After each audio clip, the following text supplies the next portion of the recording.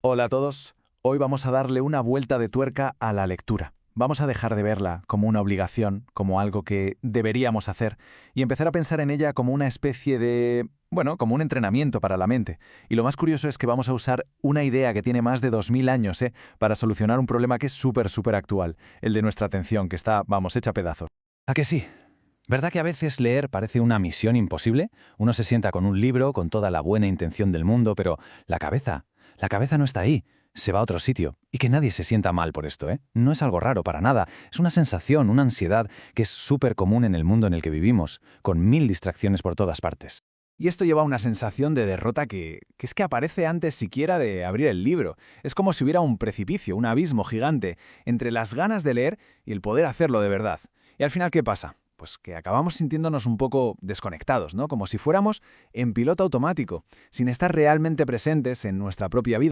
Y aquí está el meollo de la cuestión, yo creo. Vivimos en la cultura de la inmediatez. Lo queremos todo y lo queremos para allá. El problema es que las cosas que de verdad importan, las que nos llenan, como puede ser leer un buen libro, pues necesitan su tiempo, son un proceso. Y claro, cuando algo no es instantáneo, nuestro cerebro casi que lo cataloga como imposible. Y esa parálisis, esa sensación de no poder, nos lleva a entregarle nuestro tiempo en bandeja a los algoritmos, que eso sí que nos dan la recompensa al instante. Pero bueno, ¿y si la clave para todo esto no estuviera en una nueva app de productividad, sino en una idea del pasado? Pues sí, vamos a viajar un poco en el tiempo para hablar de un concepto griego fascinante, la askesis.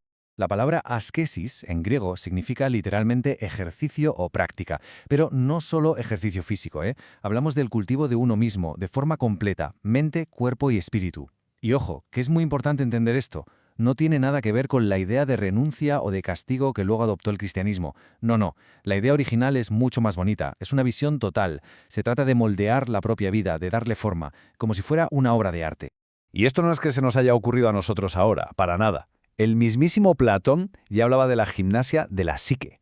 Fijaos qué potente. Él ya veía una conexión total entre el gimnasio para el cuerpo y el entrenamiento para la mente, para el alma. O sea que esto de la conexión mente-cuerpo no es un invento New Age. Es una idea que tiene siglos y siglos. Vale, muy bien. ¿Y todo esto cómo lo aplicamos a la lectura? Pues aquí viene la analogía clave, que es súper sencilla, pero de verdad muy potente. Vamos a pensar en la lectura exactamente igual que en el entrenamiento físico. Mirad esta comparación que es clavada. Por un lado, la fuerza física. Nadie nace fuerte, ¿verdad? La fuerza se construye, se gana a base de repetir y de esforzarse. Pues con la concentración, con ese músculo de la mente, pasa exactamente lo mismo. No es algo que se tiene o no se tiene, se entrena. Y en ambos casos, tanto en el gimnasio como con un libro, hay que superar esa fricción inicial, esa pequeña incomodidad, para de repente descubrir que podemos hacer cosas que antes nos parecían imposibles. Y aquí un ejemplo personal que lo ilustra a la perfección. Hubo un tiempo en que era literalmente incapaz de hacer una sola flexión. Cero. Para mí era un límite físico. Punto. Pero bueno, empecé a practicar un poco cada día. Sin volverme loco, solo por crear el hábito. Y de repente, un día, sin darme cuenta, el cuerpo responde. Y descubres que tienes una capacidad física que creías que no era para ti. Pues de verdad, con la lectura y la concentración, el proceso es idéntico. Y esto no es magia, tiene una base científica, que es la plasticidad. Ni nuestro cerebro ni nuestro cuerpo son algo fijo, estático. Están diseñados para cambiar, para adaptarse. Así que la capacidad de concentración no es un don con el que se nace, no es un rasgo de personalidad, es una habilidad. Y como cualquier habilidad se puede entrenar y mejorar. Igual que un músculo, ni más ni menos. Entonces, aquí viene el cambio de chip más importante. La frustración. Esa sensación de, esto me cuesta, no puedo. Normalmente pensamos que es una señal para parar, para abandonar. Pues no, es todo lo contrario. La frustración es una parte necesaria del crecimiento. Es la señal de que estamos construyendo algo nuevo. Esa resistencia, esa fricción que sentimos al leer un párrafo difícil o al levantar una pesa, es precisamente lo que está creando la nueva capacidad. La clave es aprender a quedarse ahí, a gestionar esa pequeña incomodidad. Vale. Y después de todo este esfuerzo, ¿cuál es el premio? ¿Leer más rápido? ¿Leer más libros? Bueno, sí, también. Pero la recompensa de verdad va mucho más allá. Es algo muchísimo más profundo.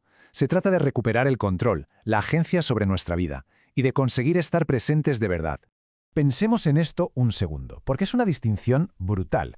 La diferencia entre reaccionar y reflexionar. El mundo digital, las redes sociales, nos entrenan constantemente para reaccionar. Estímulo-respuesta. Causa-efecto. Es automático. La lectura, sin embargo, es todo lo contrario. Es un acto de reflexión. Es como si el pensamiento se doblara sobre sí mismo para poder observarse. Y es justo ahí, en ese espacio, donde nace la conciencia de uno mismo. Y los beneficios, como se puede ver, son, transformadores. Primero, recuperas tu agencia. Empiezas a elegir tus objetivos en lugar de dejar que un algoritmo te los ponga delante. Segundo, rompes el piloto automático. Dejas de ser un consumidor pasivo para ser un participante activo en tu vida. Tercero, consigues estar presente, ser consciente de tu cuerpo, de tus pensamientos, de dónde estás. Y todo esto, al final, ¿qué es? Es cultivar el autoconocimiento. Y lo mejor de todo es que no estamos hablando de un proyecto de vida que tardará décadas en dar frutos. No, con una práctica constante, un poquito cada día, se puede notar un cambio radical, ya sea físico o mental, en apenas 2 o 3 meses. El progreso es muchísimo más rápido de lo que solemos pensar, y eso, la verdad, es súper motivador. Y todo este camino nos lleva a una conclusión más profunda, casi filosófica. Nos lleva a una idea preciosa, la del cuidado de sí. Pero mucho cuidado aquí. Es súper importante no confundir este cuidado de sí de los griegos con la cultura de la productividad que nos venden hoy. No se trata de optimizarse como si fuéramos una startup para ser más productivos. Para nada. La idea griega es cultivarse, como quien cuida un jardín o esculpe una obra de arte. El objetivo no es la eficiencia, es una vida buena, una vida con sentido. Y no lo hacemos porque nos lo diga nadie, sino por un impulso interno, por el deseo de conocernos mejor. Y aquí está la idea central, que es potentísima. Pensar en la propia vida, como si fuera una obra de arte, tiene una dimensión ética. ¿Qué significa esto?